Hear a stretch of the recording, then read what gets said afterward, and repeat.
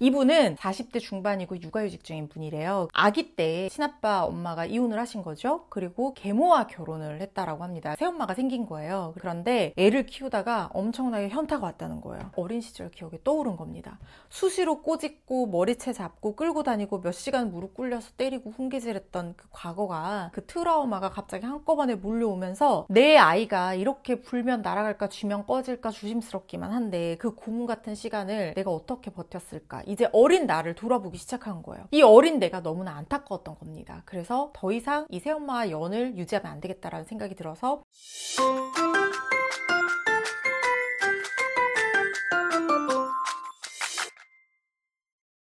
안녕하세요. 알려주고 파헤쳐주는 알파 변호사 허주연입니다. 오늘은요, 제가 이 SNS 인터넷을 보다가 무슨 커뮤니티에 어떤 분이 고민 사연을 올려주신 걸 봤어요. 도와달라 이렇게 얘기를 해서 그걸 보고 혹시 그분이 저의 영상을 보고 있다면, 아니면은 저희 구독자분이 그 글을 보고 댓글을 달아주실 수 있다면 도움이 되지 않을까, 또 다른 분들도 같이 들어주시면 좀 도움이 되지 않을까 해서 준비를 해봤는데요. 제가 일단 사연을 좀 읽어드릴게요. 이분은 40대 중반이고 육아휴직 중인 분이래요. 그런데 아기 때 친아빠 엄마가 이혼을 하신 거죠. 그리고 계모와 결혼을 했다라고 합니다. 새엄마가 생긴 거예요. 그래서 배다른 동생이 있다라고 하고, 근데 이 새엄마가 너무 나쁜 새엄마였던 것 같아요. 어릴 때부터 엄청나게 맞았다. 그리고 정서적 학대도 심했다. 정말 제가 입에 참아 담기 힘든 그런 폭언들을 퍼부었고, 그리고 이 친아버지가 제대로 지켜주지도 못했던 상황인 것 같고, 배다른 동생은 어린 시절부터 엄마와 아빠가 이 글 작성자를 굉장히 홀대하니까 그걸 보고 뭐 언니나 누나 또는 손윗 형제 취급을 안 한 거죠. 이분 지금 여잔지 남잔지 모르겠습니다. 그래서 이분이 너무 힘들어서 7살 때부터 공황장애를 겪고 과호흡에 시달렸다고 하는데, 그걸 보고 새엄마가 어린 게 한숨 쉬어서 재수없다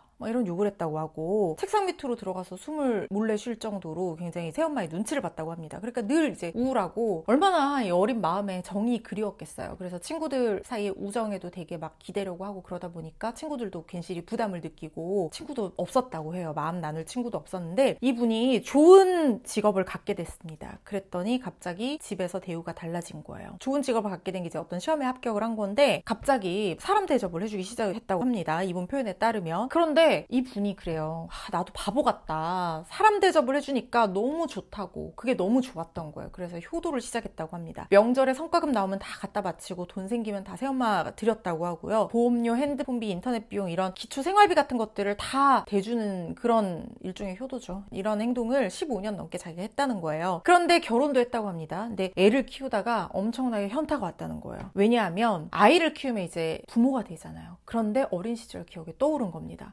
수시로 꼬집고 머리채 잡고 끌고 다니고 몇 시간 무릎 꿇려서 때리고 훈계질했던 그 과거가, 그 트라우마가 갑자기 한꺼번에 몰려오면서 내 아이가 이렇게 불면 날아갈까 쥐면 꺼질까 조심스럽기만 한데 그 고문 같은 시간을 내가 어떻게 버텼을까, 이제 어린 나를 돌아보기 시작한 거예요. 이 어린 내가 너무나 안타까웠던 겁니다. 그래서 더 이상 이 새엄마와 연을 유지하면 안 되겠다라는 생각이 들어서 인연을 끊기 시작했다고 합니다. 그리고 이 배다른 동생이 있다 그랬잖아요. 그 동생이 요즘에 왜 연락을 안 해? 뭐 이렇게 얘기를 하니까, 나 어렸을 때 이렇게 새엄마랑 너한테 이렇게 방치당하고 무시당하고 이렇게 학대당했다. 그래서 나 가족들 다 안 보고 살고 싶다 하니까 동생이 그제서야 미안하다고 했지만 이미 이제 마음이 돌아서서 돌아오지 않았던 거예요. 근데 문제는 생활비를 대주고 있었잖아요. 핸드폰비, 인터넷 요금 이런 거 이제 다 안 내주기 시작하니까 이 새엄마가 갑자기 찾아오기 시작했다는 겁니다. 아이와 남편과 같이 집에 있는데 배를 막 누가 누르더래요. 그래서 도어폰으로 이렇게 봤더니 집 앞에 온 택배를 보면서 맞네 맞네 막 이런 목소리가 들렸다는 거예요. 그런데 트라우마가 올라오니까 자기는 무서워가지고 신랑한테 새엄마랑 어떻게 좀 얘기해서 보내라 그렇게 얘기를 했는데, 남편이 이제 어떻게 새엄마를 좀 해가지고 돌려보냈는데 대화 내용을 녹음을 해왔다는 거예요. 그런데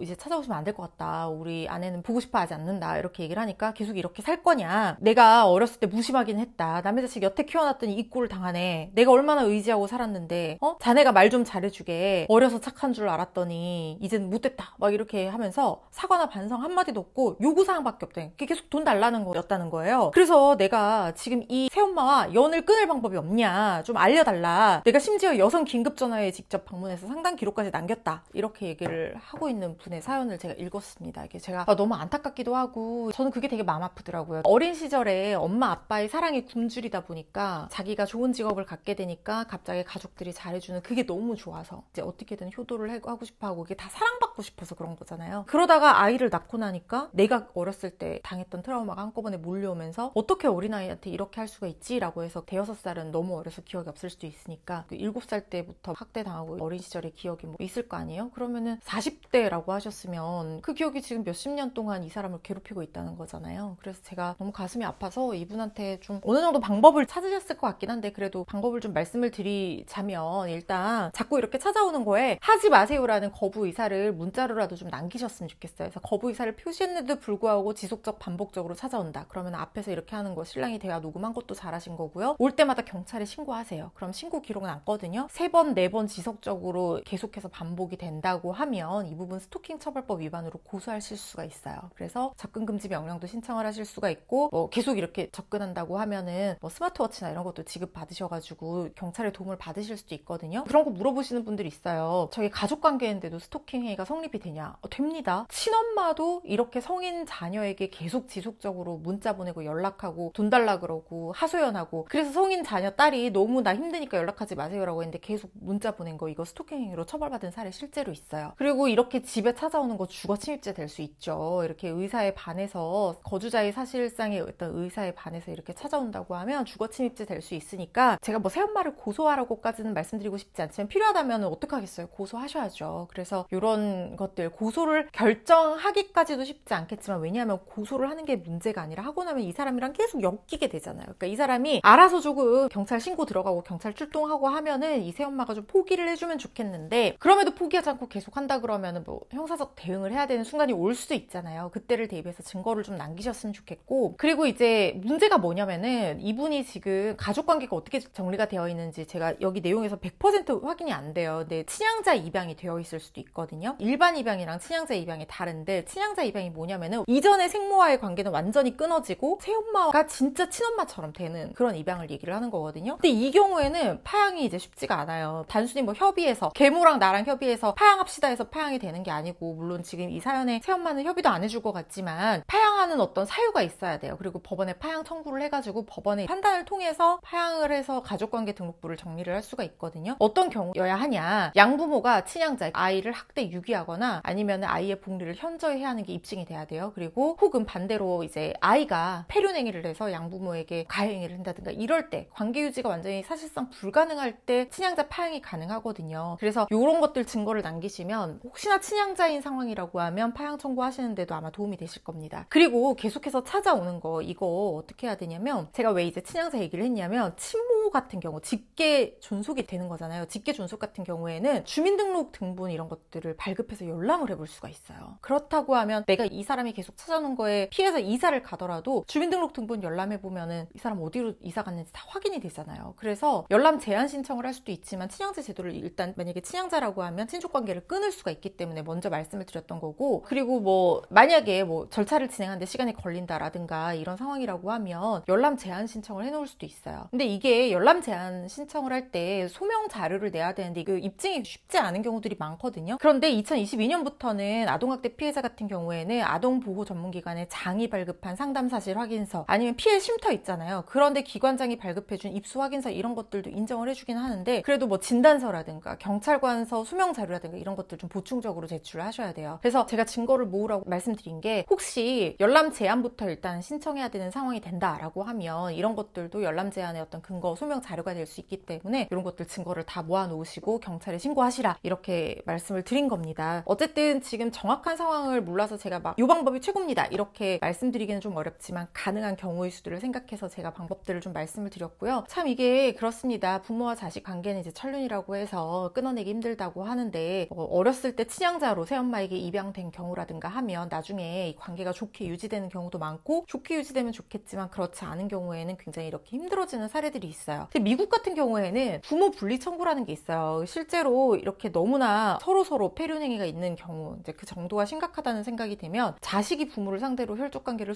소멸시켜달라 이렇게 청구하는 청구가 있거든요. 실제로 나홀로 집의 맥컬리 컬킨이 아버지를 상대로, 아버지가 아예 어렸을 때 유명해지고 하니까 아이 데리고 막 이제 과도하게 일 시키면서 연기시키고 이래서 이제 너무 어렸을 때 힘들어서 막 마약에 중독되기도 하고 한때, 지금 뭐 재활했다는 얘기도 있지만 여러 가지 좀 아픔들이 있었잖아요. 그래서 그거를 부모분리 청구를 해서 인용 판결을 받아서 아버지와의 어떤 친족 관계를 소멸시켜버린 그런 사례가 미국에는 있는데, 우리나라에는 아직까지 말로만 뭐 호적에서 파가라 막 이렇게 얘기하지만 실제로 친족 관계를, 친부모 관계를 끊을 수 있는 제도적인 장치는 사실상은 지금 없는 상황이거든요. 그렇지만 새엄마 새아빠라면 좀 다를 수 있죠. 친양자 입양이 됐다 해도 이렇게 파양할 수 있는 경우도 있고, 그리고 실제로 친부모의 학대 행위도 상당히 많을 수 있는데, 그때도 이렇게 완전히 친족 관계를 소멸시키는 건 불가능하다고 하더라도 보호받을 수 있는 여러 가지 장치들이 있을 수 있으니까 이런 것들은 한번 참고하셔가지고 좀 도움이 되셨으면 좋겠습니다. 그분이 새롭게 꾸린 가정 속에서 이제는 사랑 주고 사랑 받으면서 편안하게 지내셨으면 합니다. 도움이 되셨다면 좋아요, 댓글, 알림 설정, 구독 눌러주세요. 감사합니다.